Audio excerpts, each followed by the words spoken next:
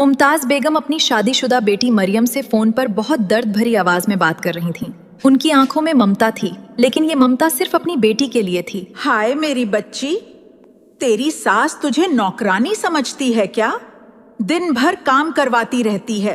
देख बेटा, तू अपने शौहर से कह दे कि आज तेरी तबीयत ठीक नहीं है, खाना बाहर से मंगवा ले, रेस्ट कर ले तो मेरी जान।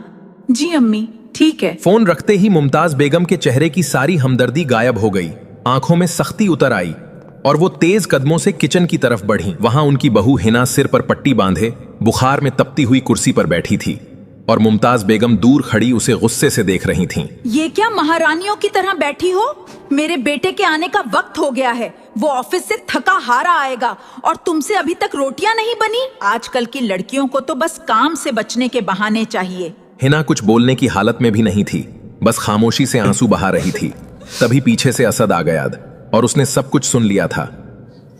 अम्मी, एक बात पूछूं? क्या बात है? अभी आप मरियम से कह रही थीं कि वो आराम करे, काम न करे, और यहाँ हिना बुखार में जल रही है, फिर भी आप उससे काम करवा रही हैं। अम्मी, अगर आप किसी और की बेटी पर रहम नहीं कर सकती तो अल्लाह से ये दुआ भी मत मांगिए कि कोई आपकी बेटी पर रहम करे, क्योंकि अल्लाह का तराजू सबके लिए बराबर है। मुमताज बेगम के पास कहने के लिए एक लफ्ज भी नहीं था। उनका दोहरा चेहरा उनके अपने बेटे ने एक ही पल में बेनकाब कर दिया था और असद हिना को सहारा देकर कमरे की तरफ ले गया। इस्लाम की बुनियाद इंसाफ पर है। हमारे नबी हजरत मोहम्मद मुस्तफ़ा सल्लल्लाहु अलैहि वसल्लम ने फरमाया, तुम में से कोई उस वक्त तक सच्चा मोमिन नहीं हो सकता जब तक वो अपने भाई के लिए वही पसंद न करे जो वो अपने लिए करता है। अल्लाह का निजाम बहुत सीधा है, जो हम दूसरों के साथ करते हैं वही एक दिन हमारे या हमारी औलाद के सामने लौट कर आता है। अगर आप अपने घर में किसी की बेटी पर जुल्म करेंगी तो याद रखिए, आपकी बेटी भी किसी के घर की बहू है।